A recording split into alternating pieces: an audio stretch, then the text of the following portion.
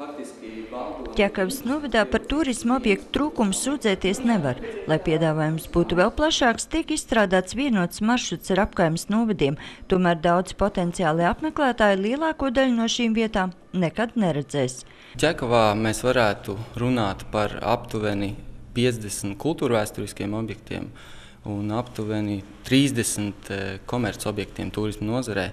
No tiem, es domāju, aptuveni trešā daļa būtu vidēji pieejami, kuros kaut kādā mērā, lielākā vai mazākā, cilvēki, turisti ar kustību traucējumiem var iekļūt šajos objektos. Kā viena no cilvēkiem ar īpašām vajadzībām draudzīga vieta tiek minēts Ķekavas turisma informācijas centrs un novada pētniecības muzejs. Tā jau vajag forši būtu, bet uzbraukt uz apmales, tur, vai ne?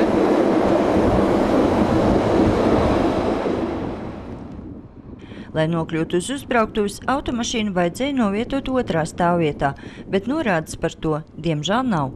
Iekšpusē gan viss vairāk vai mazāk ir kārtībā. Aigars Bolis stāsta, ka visā Latvijā ir apmēram 10 turisma objekti, kurus var apskatīt ratiņnieki. Tas gan noskaidrots pašspēkiem, jo vienotas datubāzes ar šādu informāciju nav. Krietnus gadus mēs esam cīnījušies par tēmu, kurš tad te brauks, priekš kam te vispār vajag taisīt. Šobrīd tādas jautājumas vairs neviens normāls cilvēks vairs neuzdod, bet, diemžēl ir tā situācija, ka, kad, teiksim tā, mums saka, jā, mums viss ir pieejams, atbraucam, tur viens pakāpiens, tur durvis šaurāk, bet vispār pieejams.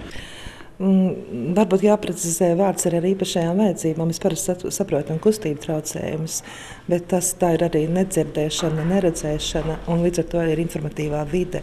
Un ja šos faktorus ņemam klāt, tad tas procents nokrīt. Aprēķini liecina, ka vides pieejamības neesamība turisma objektos potenciālo apmeklētāju skaitu gadā samazinot apmēram par 15 līdz 20%.